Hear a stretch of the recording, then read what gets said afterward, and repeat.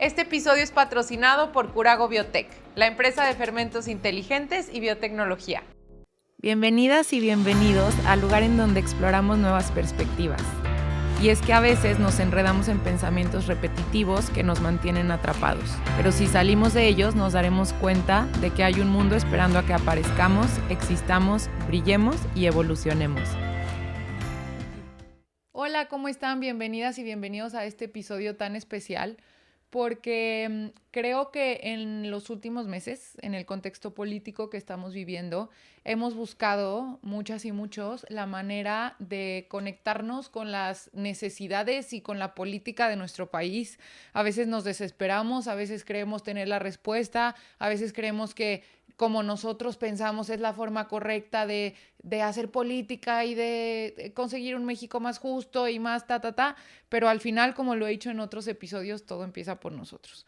Y algo importante que a veces como mexicanas y como mexicanos nos falta es entender otros contextos, otras realidades, otros grupos vulnerables que a veces necesitan de nuestra empatía, de nuestra comprensión y que nos involucremos con ellos para ir construyendo juntos una sociedad mejor. Entonces, además de ser un episodio, es un llamado a la responsabilidad para con otras y otros mexicanos. Hoy está aquí conmigo Claudia Jiménez y viene a platicarnos la historia de su familia y de su hermano Marco Antonio, quien desde hace un poco más de 8 años está privado de la libertad, está en el Cerezo y evidentemente esto ha movido de manera abismal la forma y la dinámica de su familia y la forma en la que se han relacionado. Entonces te agradezco mucho, Claudia, que estés aquí. Yo también te agradezco a ti mucho la invitación, Sofi, y la oportunidad de poder hablar este tema y pues conocernos un poquito más la perspectiva ante esta situación que nadie pensamos vivir, pero se presenta y hay que afrontarla con fortaleza física, espiritual y con muchas ganas, ¿no? Para luchar por lo que uno quiere, la libertad del ser querido, nada más. Ahorita ya te iré haciendo más preguntas sobre Sí. la historia de Marco Antonio, Sí. cómo es que va a parar a la cárcel y cómo han sido estos años para tu familia. Pero primero quiero preguntarte a ti, Sí, Sofi. ¿qué fue lo que te hizo tener la iniciativa de querer venir aquí? ¿Qué te mueve? ¿Cuál es ese como fuego interno de decir, quiero contar la historia de mi hermano y mi historia? Te puedo decir que son términos que con mucha gente tal vez no vaya a decir, ay, muy filosófica, pero es la voluntad, el amor y la necesidad. Digo, yo tengo la voluntad de ayudar a mi hermano de la manera en la que pueda o con los medios que hasta el día de hoy gozo. Tengo un amor incondicional hacia mi hermano, hacia cada uno. Vengo de una familia muy grande, soy la mayor de 7 hermanos y él es el siguiente. Uh-huh. Así que él es mi mejor amigo, es mi hermano y es mi confidente desde que nacimos, ¿no? Le llevo 11 días, 1 año y 11 días de diferencia y eso creó un vínculo muy fuerte. Y pues la necesidad de verlo nuevamente en libertad y afrontar esta situación, ¿no? Que como hermana lo vivo, pero siempre pienso en mis papás porque todavía cuento con su presencia.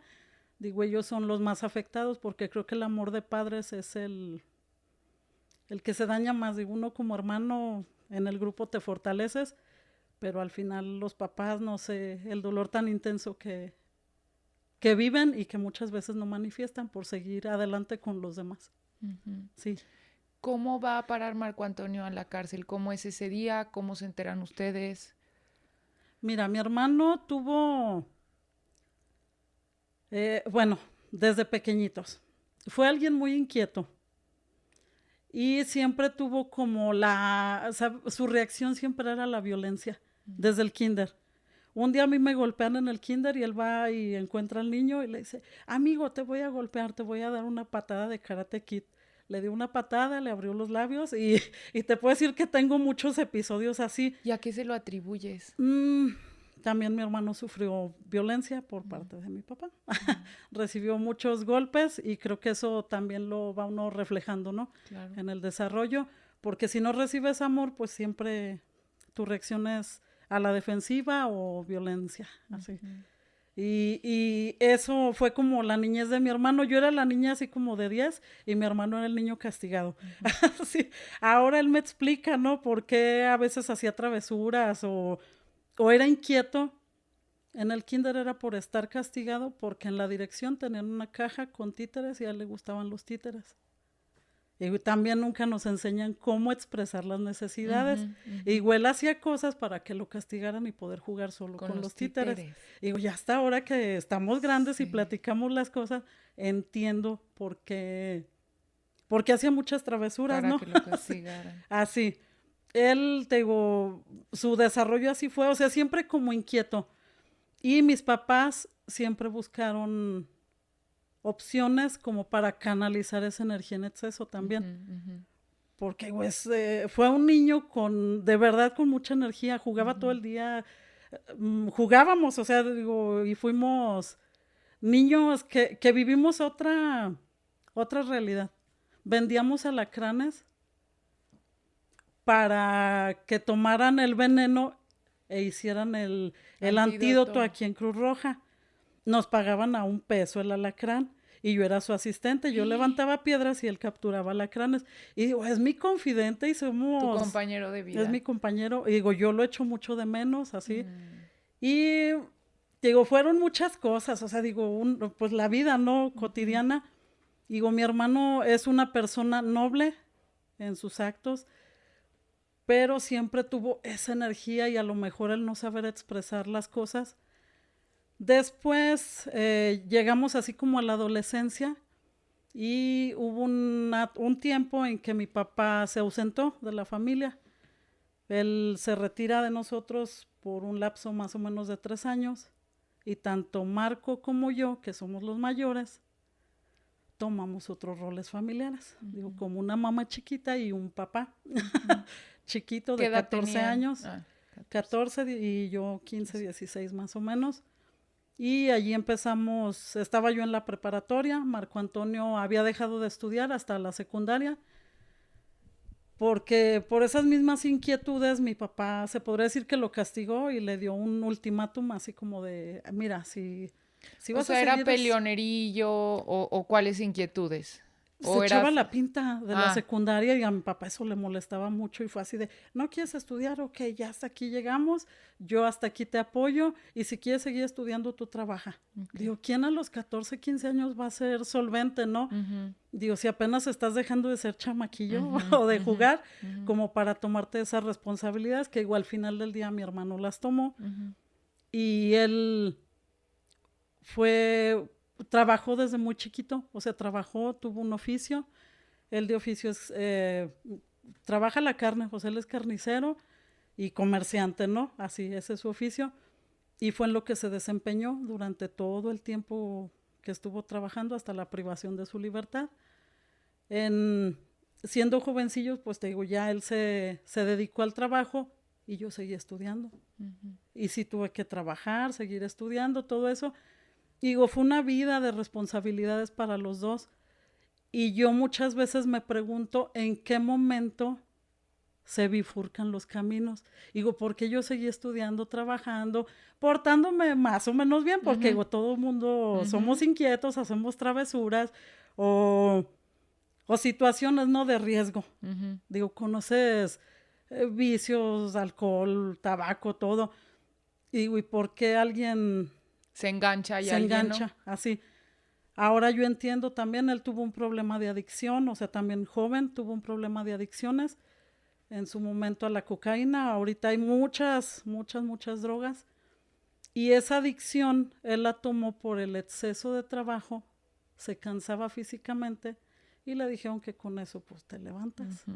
Y fue eso, o sea, él consumió para estar fuerte y seguir trabajando, porque entraba a las 6 de la mañana a trabajar, y muchas veces lo veíamos a las 10 de la noche, 9 de la noche, llegaba pues cansado, o sea, cansado con su mandil, oliendo feo, a carne, y esa fue su vida desde chamaquito, o sea, desde los 14 años, así, y te digo, fue hacerse responsable de muchas cosas. Digo, si a veces los adultos no sabemos asimilar tal vez el tener una pareja, un hijo, el llevar una casa, los compromisos monetarios. Digo, un niño de 14 es una inestabilidad total. Así no tenía escapatoria, o sea, dejó de jugar, dejó de ir a la escuela, dejó todo y fue un hombre de trabajo de 14 años. Así fue, se podría decir que el desarrollo. ¿Ustedes cómo descubren su adicción? Ya hasta después que estaba en el No. ¿Cuál es el término, Claudia? Ceprereso. Ceprereso, déjame apuntarlo porque está, Sí. ¿Ustedes lo descubren que tenía esta adicción hasta que estuvo en el ceprereso o previamente antes, ya sabían? Antes, sí, y esa situación desencadenó los primeros problemas entre mis papás, ¿no? Discusiones, desacuerdos, y uno muchas veces, Sofi, ignora la ayuda, ¿no? El cómo atender esas situaciones. Y mi familia, pues, cayó o decidió llevarlo a lo que se llaman anexos. Ajá. Él estuvo creo que en 2 anexos, y en el tercero es donde se da la situación que lo lleva a donde está ahora. ¿Puedes platicar para quien no sepa más o menos cómo es un anexo? Sí. ¿Fue llevado por voluntad propia? ¿Fue llevado en contra de su voluntad? ¿Cómo sucede toda esta realidad? Porque no es la primera historia en donde se dan estos actos dentro de anexos, ¿no? Sí. También como que el entorno propicia un poco algunas violencia, cosas. Sí. Mira, esas decisiones las tomaron mis papás. Yo en esa época en que mi hermano lo llevan a rehabilitarse, entre comillas, yo estaba estudiando todavía la licenciatura. O sea, ¿estás hablando que tenían 22, 23 años? Menos, 20 y 19, más o menos, sí. Te digo, yo estudié en Guanajuato, me fui para allá a estudiar y venía cada fin de semana. Y cada fin de semana me topaba con historias, ¿no? Sí, historias familiares. Y en una de esas es la primera vez que llevan a mi hermano a un anexo o centro de rehabilitación, en el cual piden permanecer como mínimo 3 meses. Y esos 3 meses yo nunca lo vi. La primera vez nunca lo vi. También es un gasto, o sea, no son de dádivas ni de buena voluntad, como se menciona allí. Uno como familia debe de llevarles medicamentos, alimento cada 8 días, o sea, una despensa voluntaria para que esos centros sigan funcionando. Operando. Y también hay un sistema que digo, como que los hace autosustentables, que digo, yo ya ahora lo entiendo y te lo puedo hablar en términos. Es la 7ª tradición o de los AA, que digo, los grupos de autoayuda o AA viven por sus propios recursos y lo que ellos mismos generen. Digo, ya ahora lo entiendo porque yo también pertenezco y formo parte de un grupo AA, que digo, también ahorita me voy por ese otro lado, pero hacen como rifas allí internas entre los que visitamos los centros de rehabilitación y es como se llegan también de recurso económico para los gastos imprevistos, ¿no? De esos lugares. Así fue el primer anexo, el segundo igual, o sea, hay que llevarle sus medicamentos para que lo estabilicen ante la... ¿En este segundo sí lo veías o no? No, yo lo vi hasta... no, sí, en el segundo. En el segundo sí lo íbamos a visitar los sábados por la tarde. ¿Y cómo lo veías? Alterado. Sí, o sea, yo nunca le vi como una mejoría o estabilidad, no. Te puedo decir que les quitan, creo yo, que a la fuerza las adicciones. O sea, digo, desconozco los métodos, pero sí considero que es como radical, como decir, vas a dejar de tomar café y ni siquiera lo vas a oler.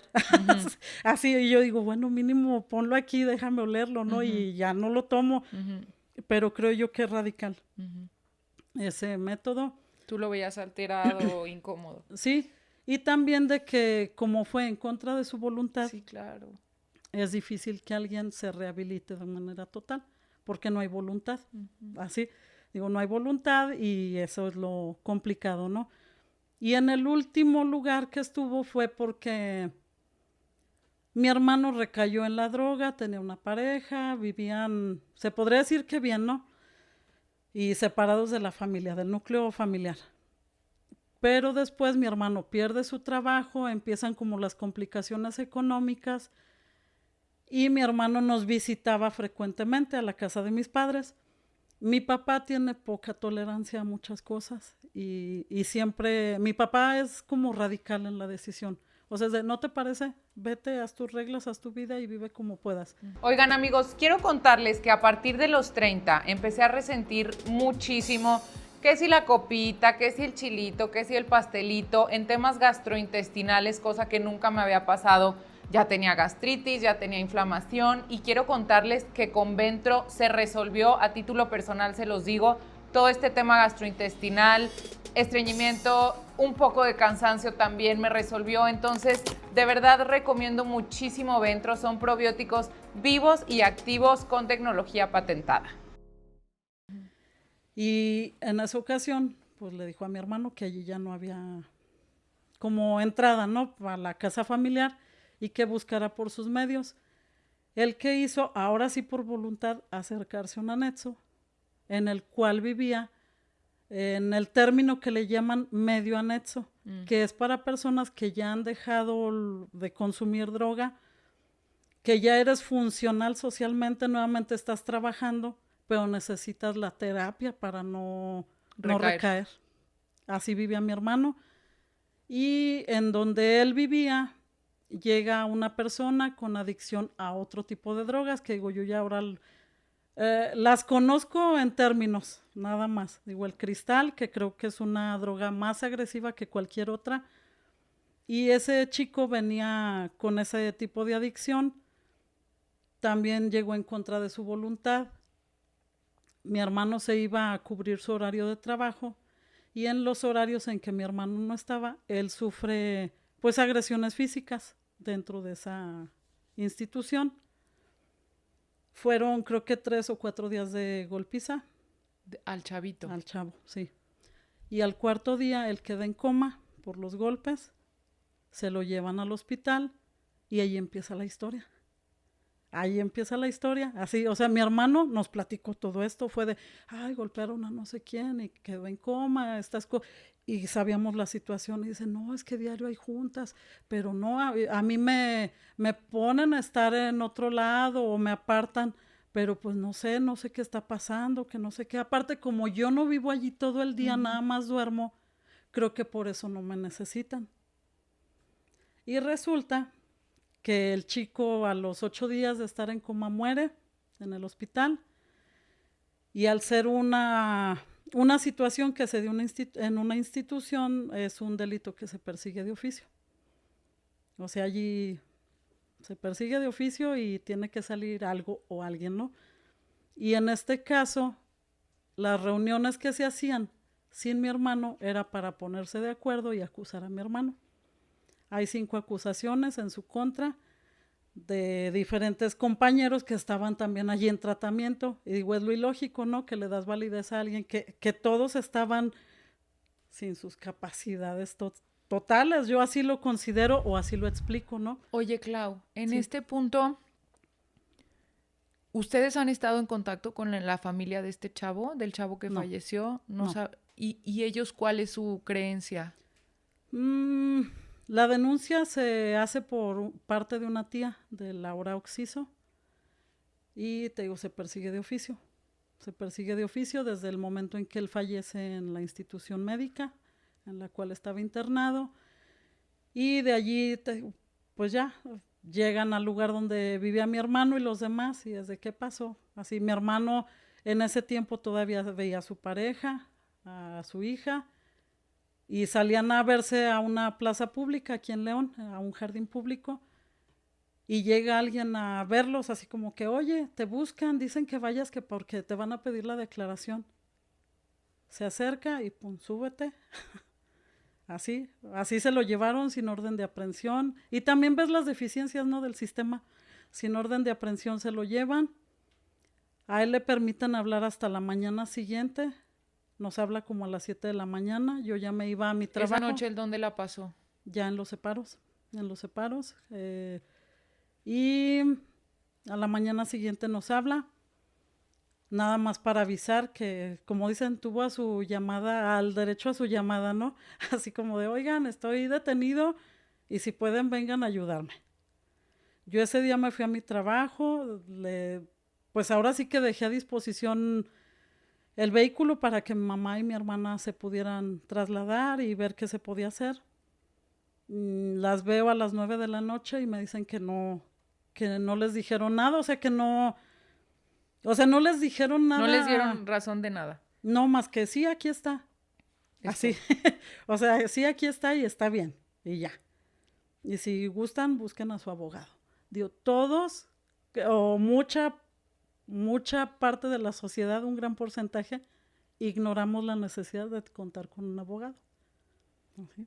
O sea, nunca tenemos prevista esa parte en la vida. Y pues nosotros no contábamos con eso, ni asesoría, ni nada. Llego yo de mi trabajo y les digo, no, vamos, ¿cómo que se va a quedar allí? Ay, vamos de regreso. Llegamos y ya me encontré yo con la noticia de que no, ya no está aquí, ya fue trasladado. Se supone que por ley tiene 72 horas para estar en los separos y después hacer ya el traslado, ¿no? A un centro de reinserción social. Él fue trasladado antes de esas horas. Esa cuestión es fuera de la ley. Y digo, ya, o sea, yo te puedo decir que llegando allá es difícil que salgan. Así. Y también digo ahí... ¿En ese momento tú lo sabías? Mmm, ¿Que iba a ser difícil que saliera? sí, porque hablé con algunos compañeros de mi trabajo y las personas con las que hablé me dijeron, ¿cuánta lana tienes? Y yo no la tenía.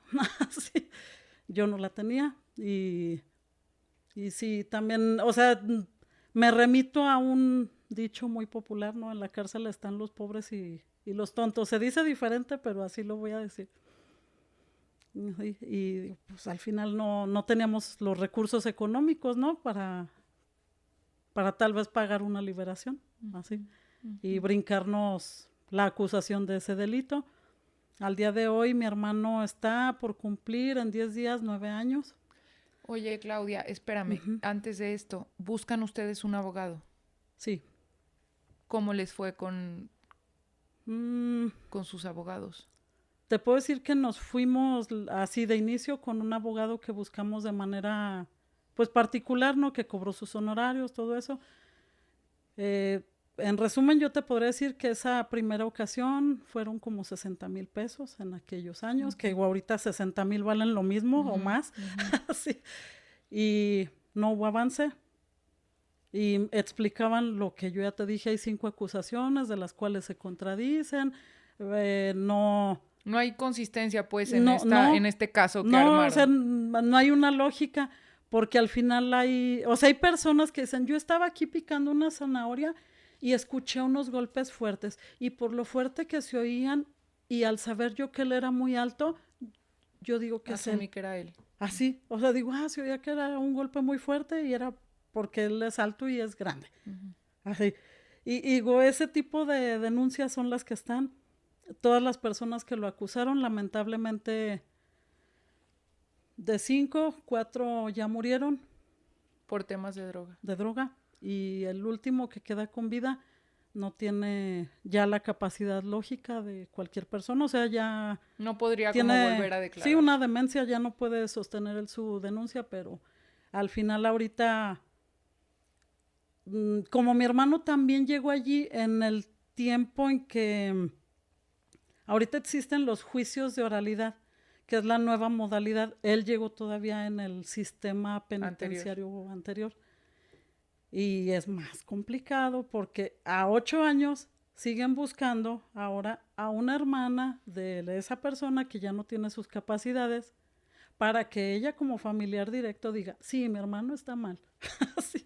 así, y que ellos gasten también en un dictamen o certificación médica donde les digan, sí, su hermano ya no tiene capacidades para sostener esa denuncia. ¿Cómo es la primera vez que tú ves a Marco Antonio en el Cepreso? ¿Sí lo dije bien? Cepreso. Ajá. ¿Cómo es la primera vez que lo ves? Fea. Eran... Han cambiado mucho las instalaciones y el trato a los visitantes. Así. Para poderlos ver uno es vulnerable, ¿no? A todo. Pasas por una revisión física que no es cómoda y digo, te hace vulnerable, ¿no? Así. Un cateo. Total, sí, total. De pe a pa. Sí, así. Y para ver los 5 minutos en los locutorios. Los locutorios era un espacio como de 3 metros, con reja, obvio, así. Y lo único que podías tocar eran las yemas de los dedos de tu familiar. Era lo único que podías tocar entre la reja. Y ver como un poquito los ojos, porque también las mismas rejas te impiden la visión. O sea, estás como entre agujeritos, ¿no? Intentando verlo. Uh-huh.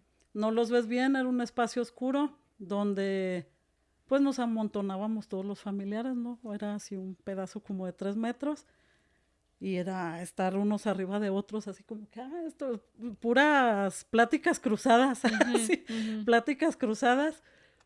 Y fue triste verlo allí, o sea, nunca te imaginas ver a alguien que amas.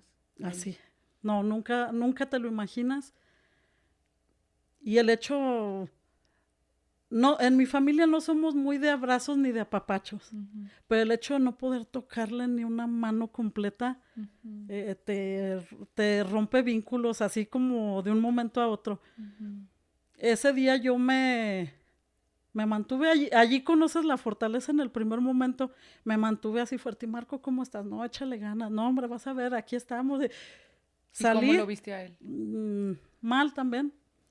Porque yo ahora entiendo con el paso de los años que pasan un proceso, ¿no? Donde también a ellos los deben de ubicar o conocer como su actuar. Uh-huh.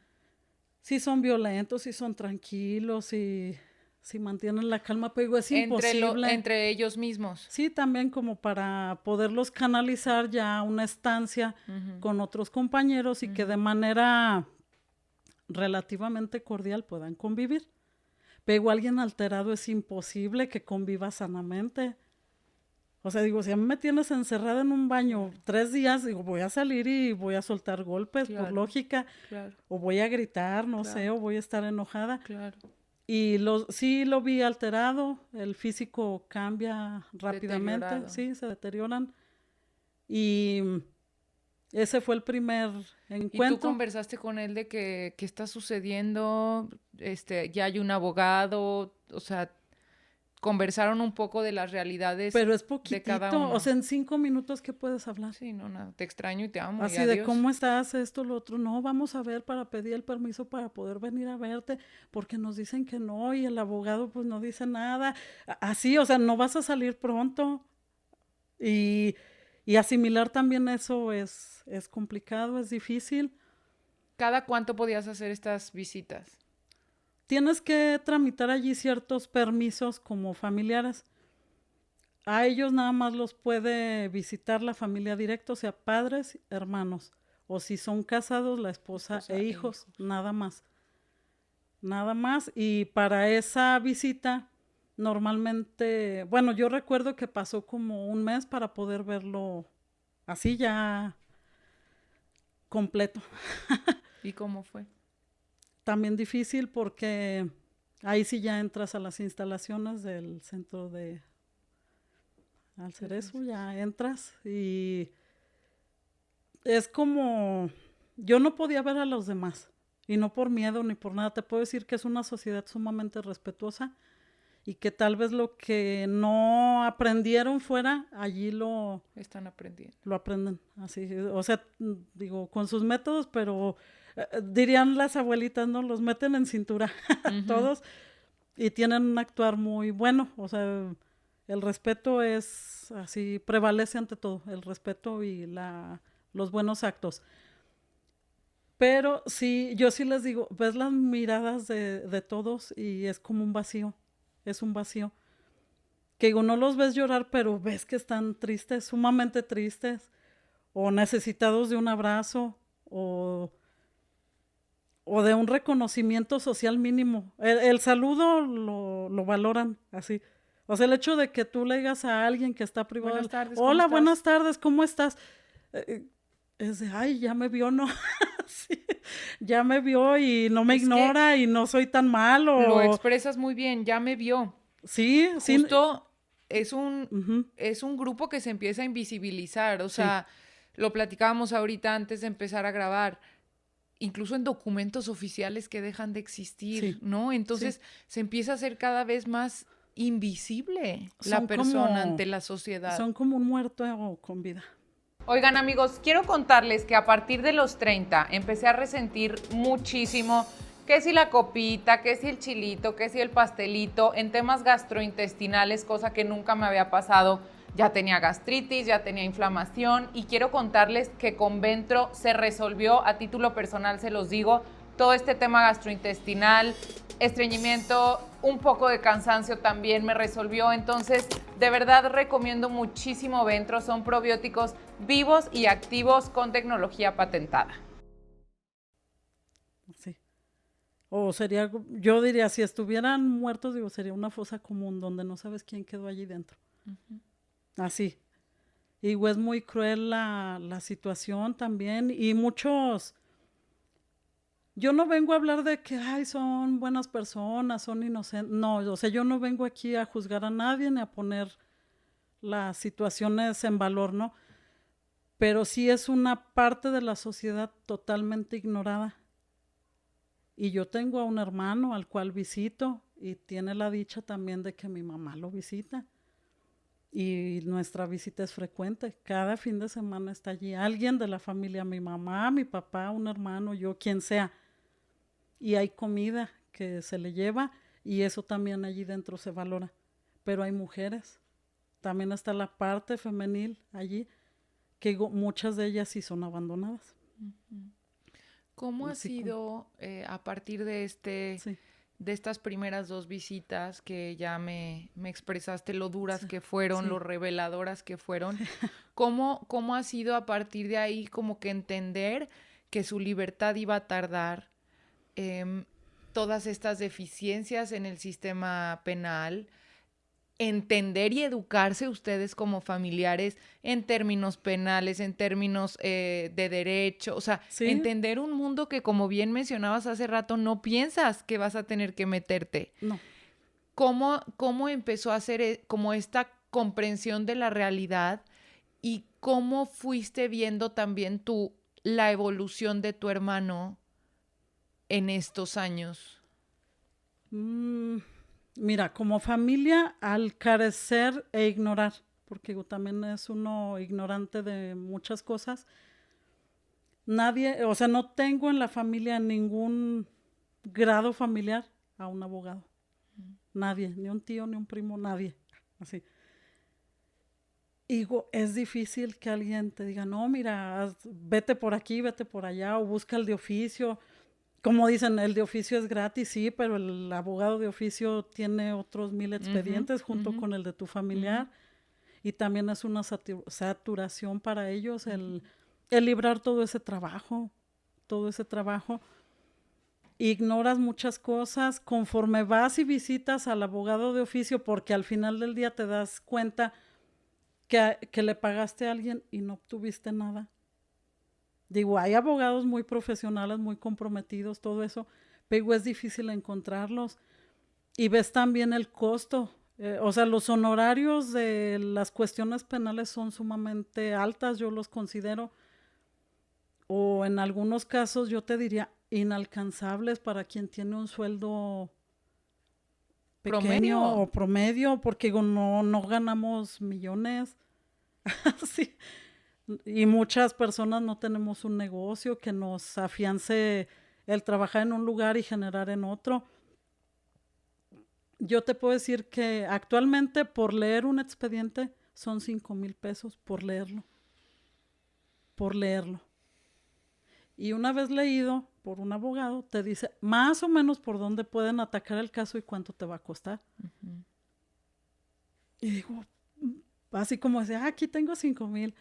Nadie los tenemos, o Poca gente. poca gente. Y hay quien va a decir, pues son 5,000, yo sí puedo. Sí, pero síguele. O sea, ahora los honorarios del abogado, ¿cuánto va a ser? ¿Por cuánto tiempo? ¿Cómo te cobran? ¿Qué tantos documentos generan? Si hay que contratar un perito forense o un médico en caso de que la persona siga con vida. En nuestro caso fue pagar un peritaje forense, que también en su momento fueron 10,000 pesos más a los honorarios de los abogados, porque se puede pedir a la fiscalía, a todo eso, pero al final del día hay más gente formada esperando los mismos beneficios, ¿no?, que te puede otorgar una institución. Eso es lo complicado, digo, la cuestión económica, los tiempos, la saturación también de trabajo para los funcionarios públicos.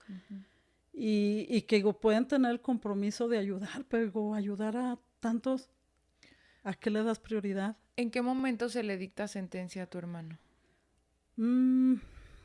Más o menos a los 7, 8 meses. O sea, estuvo 8 meses sin sentencia. Y te puedo decir que seguimos en el limbo por procesos. Se le dicta una sentencia, anteponemos una apelación porque no estábamos de acuerdo. ¿Qué sentencia se le dicta en un inicio? Te vas a asustar. No. La máxima, 27 años, 6 meses y no sé cuántos días. Esto no, que sean menos, pero y se antepone se podría decir que ese desacuerdo, ¿no? ¿Estuviste tú presente en el juicio? ¿Se permite? ¿O cómo se enteran ustedes como familiares de la sentencia? Se puede asistir. Normalmente mi mamá o alguno de mis hermanos iba, porque yo también pues estoy trabajando. Trabajas. Y al final del día te puedo decir que económicamente yo soy el soporte de mi hermano. O sea, digo, no tengo hijos, pero tengo un hermano. Y sí les digo, es voluntad y es amor, y a veces te ves sobrepasado. O sea, muchas veces te puedo decir, yo no... Si yo tenía mi vida, digo, pues ahora mi vida se dividió desde hace muchos años. Y son las demandas de un adulto dentro de una institución, que digo, a mí no, sí les digo, no me duele hacerlo, porque he visto la evolución de mi hermano, y digo, gracias a que él ha querido y gracias a Dios, o sea, porque al final del día hay que tener fe en algo, yo sí les digo, en lo que sea, y a alguien de allí le enseñé, porque no tenía fe, y sí le dije, lo sabes que así sea de una piedra, pero agárrate y tenle fe a esa piedra de que vas a salir de aquí. Y es la forma en que yo puedo decir cómo es la fe, para no meterme en cuestiones de doctrinas religiosas y desacuerdos, ¿no? Así, pero mi hermano era alguien que en su momento no tenía como la fe bien plantada. Y te puedo decir que también bajo las dificultades familiares, mi mamá padece de diabetes, y derivado de esta situación empezó a perder la vista. Y yo sí les digo, mi mamá, llegaba mi hermano a trabajar y era así de, la luz de mis ojos. Y le digo, y mi hermano se lo llevan allá y se le apagó la luz de los ojos. Y digo, y entiendes, ¿no? Las conexiones, mamá, hijo. Claro. Y digo, a mí me duele, pero yo no quiero pensar. Mi mamá no lo expresa, pero mi mamá no la pasa bien. Así. Oye, a partir de que pasan estos 9 meses, le dictan sentencia máxima, ustedes apelan, ¿se lleva a cabo otro juicio? Sí. Se reduce la sentencia. ¿A cuánto? A 13 años y otros meses, ¿no? Y aún así, o sea, nosotros, obvio, mi hermano nunca ha aceptado esa culpabilidad ante un hecho no cometido, porque igual al final del día él no estuvo presente en el momento en que la persona fue dañada. Pero te digo, bueno, eso yo ya no soy nadie para corroborarlo, ¿no? Oye, Clau. Sí. Marco dejó de consumir. Sí, desde antes de llegar allí. O sea, él llegó limpio y se mantuvo limpio. Y después allí, bajo la desesperación, la frustración, la privación de la libertad, las limitaciones, el hambre, todo eso, pues, échale de nuevo, ¿no? Así. Y un día te puedo decir que hubo un momento desagradable como hermanos. Esa vez yo lo noté raro. ¿Tú no sabías que había vuelto a consumir? No, pero se puso raro y violento. Y me dijo, si no traes dinero, mejor vete. Ah, bueno, me fui 1 año. 1 año y no le mandé para nada. ¿Y nada, cómo fue para ti ese año? feo. Yo sí le digo, es que, ¿por qué me dijiste eso? O sea, ya, como dicen, ya hablamos, ya nos Sí, perdonamos. sí. Pues sí le digo, es que tú me ofendiste, sí, pero tú te pasaste, luego tú me corriste. Y son esos desacuerdos de hermanos. Pero yo sí dije, si le voy a estar dando dinero para que siga dándose en la torre y en lugar de avanzar se atore más aquí o caiga en otra situación dentro del mismo penal, Se yo acabó. no. O sea, dije, yo no. Y sí, tampoco, o sea, llamadas telefónicas no le tomé como hasta los 8 meses. Sí les dije, yo no quiero hablar con él. Así, ¿no? Y fue así, Tajante. sí. Y si dices, es que eres bien dura, no, luego es que tú me dijiste. Sí, Oye, eso, Clau, ese es el momento más complicadito. sí, pues sí. Sí, ¿Volvieron a apelar esta segunda sentencia de 13 años y sí, pico? sí. E Eh, irónicamente regresó a 27 años. Y eso es lo que no entendemos del sistema. No ¿Cuándo fue entendemos. eso? Hace como 2 años, 2 años o 3. La sentencia actual de Marco es esa. Sí.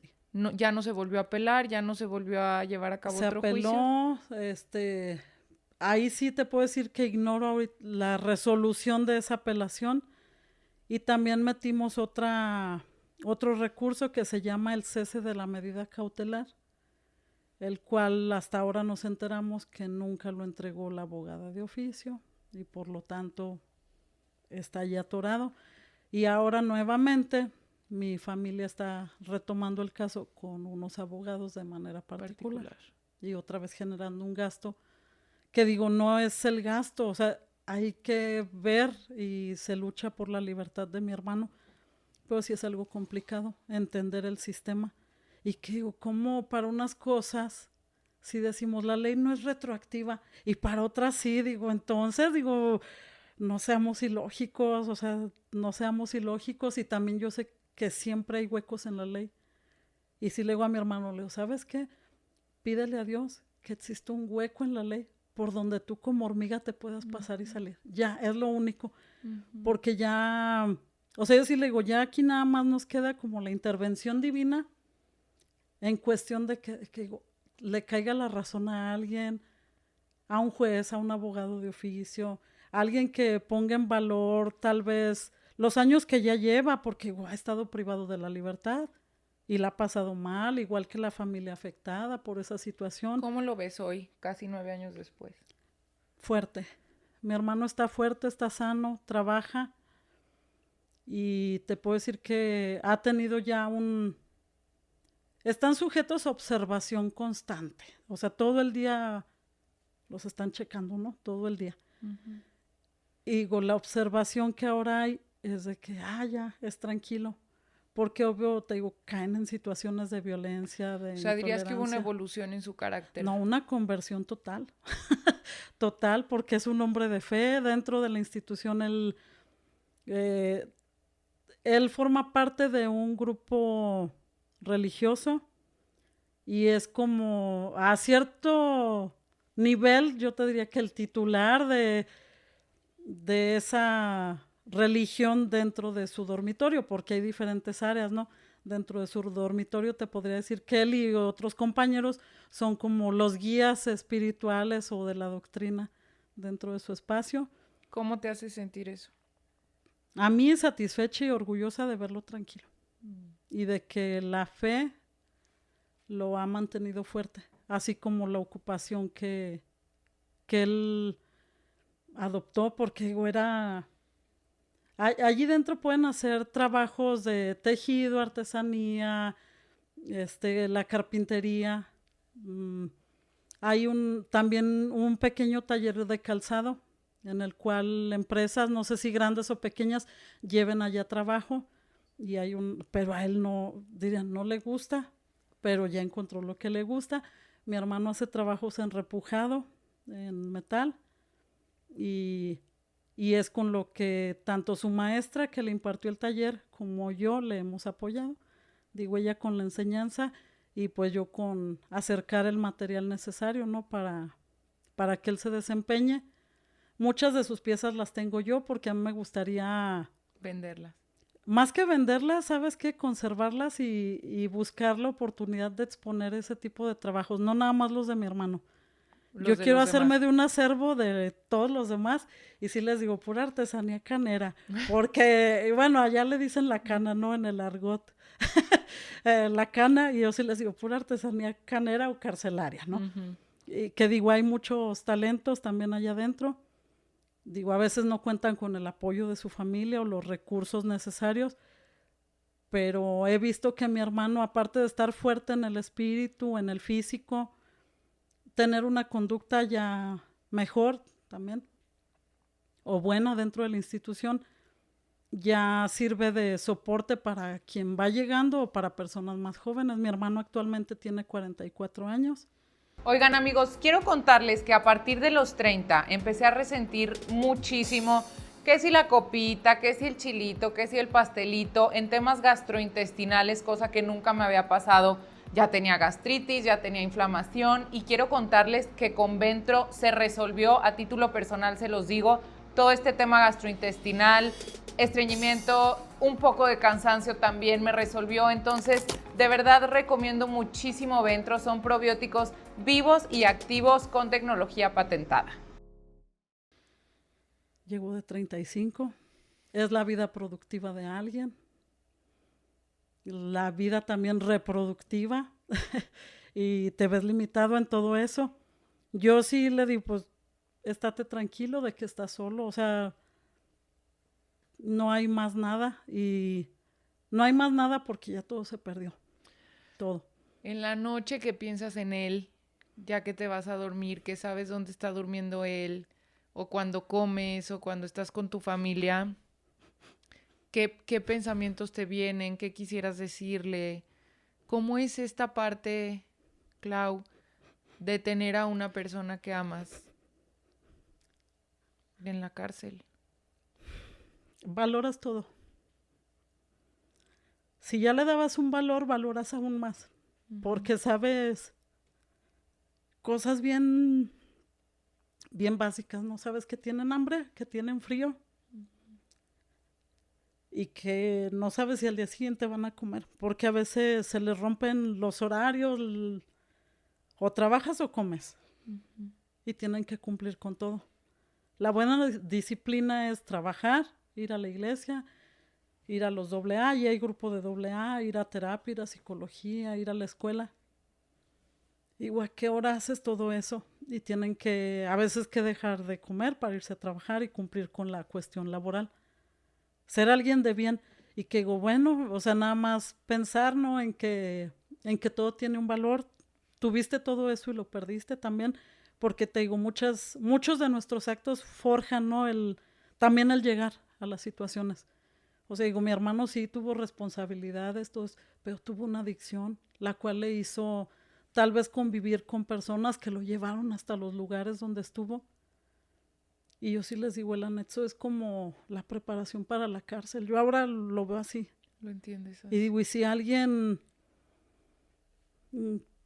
o sea, digo, no sé si decir no los lleven o llévenlos. Para mí fue contraproducente el llevarlo a un anexo. Para mi familia, para todos. Y te puedo decir que ya desde allí están privados de la libertad. Desde allí. Están bajo llave, están detrás de puertas, todo hay que muchas pedir veces permiso. Maltratados. Sí. Y que yo ahorita lo veo y digo, tomo conciencia y digo, en muchos casos hay anexos que es como una preparación, un curso propedéutico para llegar a la cárcel. Clau, ahorita que platicabas de la adicción de Marco, dijiste que tú habías acudido a un grupo de AA. Sí. ¿Cómo tomas esta decisión? ¿Influye esta decisión todo lo que estabas viviendo en tu familia? Te puedo decir que yo estaba triste y desesperada, según yo, porque después te haces consciente de las cosas. Según yo estaba triste y desesperada porque no tenía novio. Bueno, tenía un novio que al final no funcionó la relación y yo me sentí decepcionada y allí dije, ya, es la última vez. Así, es la última vez que yo ya estoy con alguien. Y en esa desesperación una amiga me dijo, Clau, deberías de ir, mira, hay una amiga que me invitó a unos retiros. Y yo veo que a ti sí te gusta eso. Pero a ver, espérame. ¿Qué tiene que ver? O sea, tú acabaste en doble A porque estabas triste y desesperada por un galán, pero Sí, no tenías un problema con la bebida. no, nada. No, no, yo drogas, no, ni alcohol. Te puedo decir que soy bebedora social y mi bebida social son 2 o 3 cervezas A y ver, ya. explícame. No sabía yo, pensaba que doble A era exclusivo Pues para yo gente. igual, yo llegué igual, ¿Tú igualita. sabías? ¿Tú sabías? Yo no. Yo llegué Me igualita. acabo de Y el enterar. día que llegué, me dieron el domicilio, llegué y vi así un letrero de, tienes adicciones, padeces neurosis, esto y lo otro. O sea, ¿tu adicción era a Eh, los galanes o qué? no, la depresión. Pues es que sí hay esta codependencia. Sí, sí, creas esos O sea, vínculos sí tan existen extraños. grupos de apoyo para gente que se vincula desde lugares de, pues, neuróticos o no sé Sí, cuál sea el término. sí. Y te digo, bueno, a mí esa amiga me dijo, Clau, yo sé que a ti te gusta el estar tranquila y que vas a yoga y que vas a no sé qué y que corres y al campo. Y yo, sí, sí, me han invitado a unos retiros, deberías de ir. Déjame ver.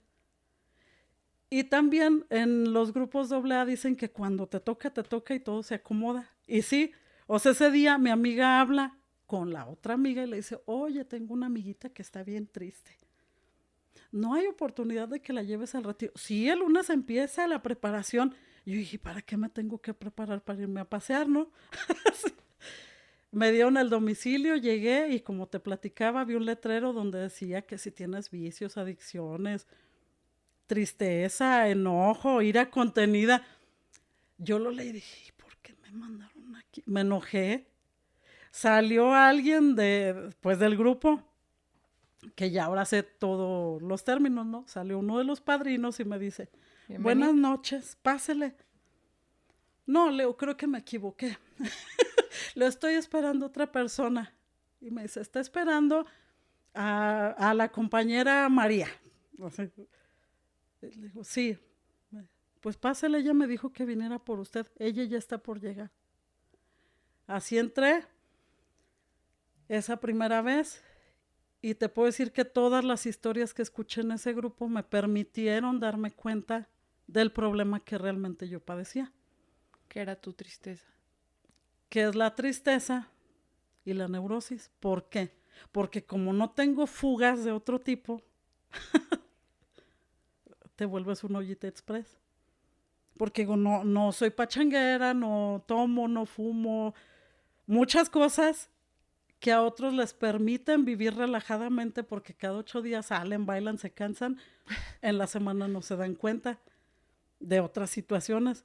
Digo, yo padezco esas cuestiones, digo, es con lo que lucho día a día por no, por tolerar muchas cosas, por entender a los demás, porque te das cuenta que la neurosis es algo complicado porque truenas por cualquier cosa. Alguien no dice algo o hacen las cosas como tú las Ya imaginaste explotó. y ya se te rompió el esquema. Digo, porque yo soy alguien hasta donde puedo como muy metódica y Muy ordenada. esquemática. Y digo, no, hombre, me rompen el esquema y se me mueve todo.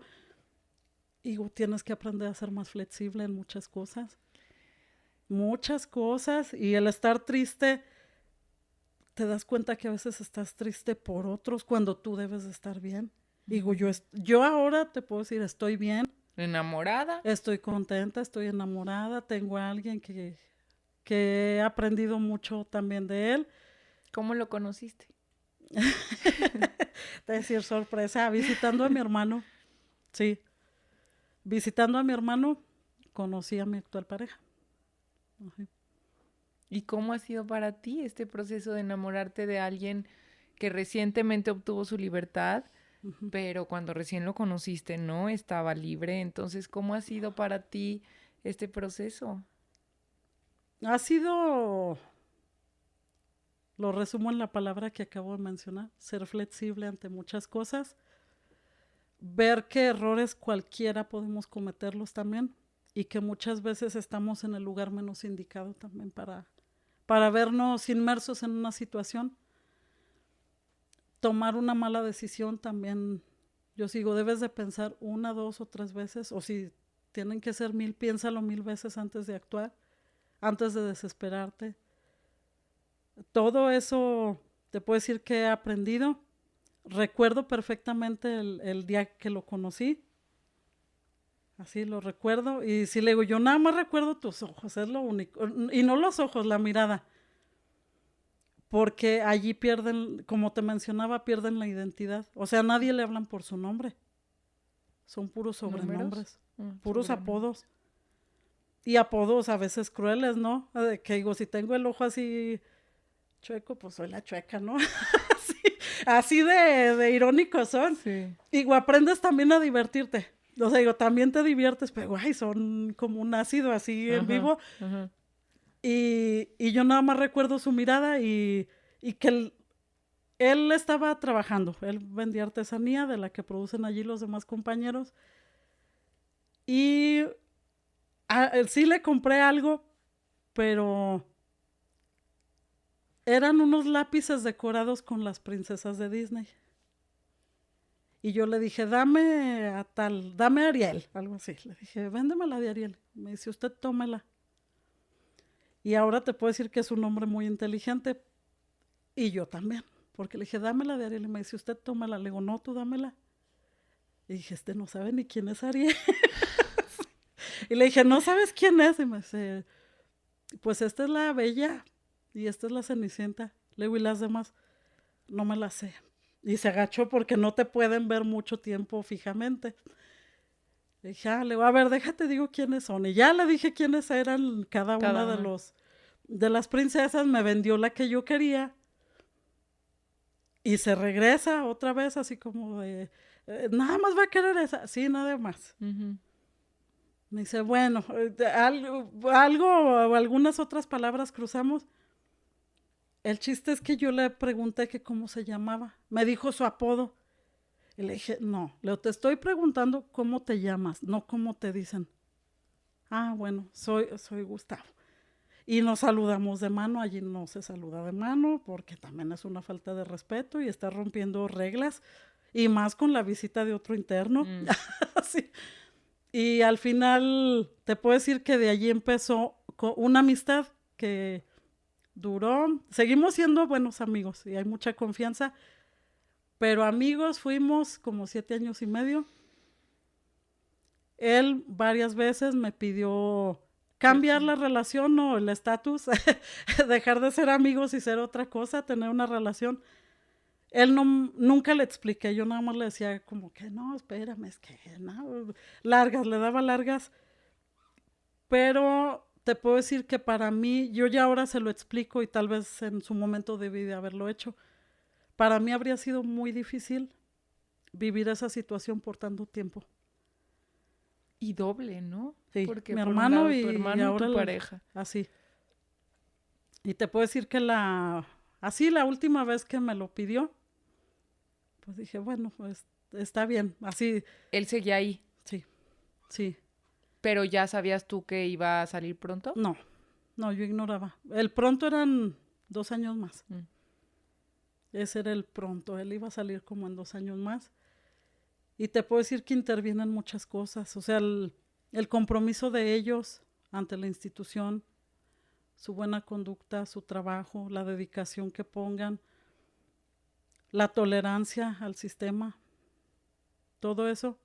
Y yo insisto, la intervención divina en las cabezas o en las autoridades, que ¿no? toman decisiones. Que toman decisiones y que ven el actuar de esos internos, porque ante muchos el hacerte notar de buena manera creo que es más complicado que portarte mal.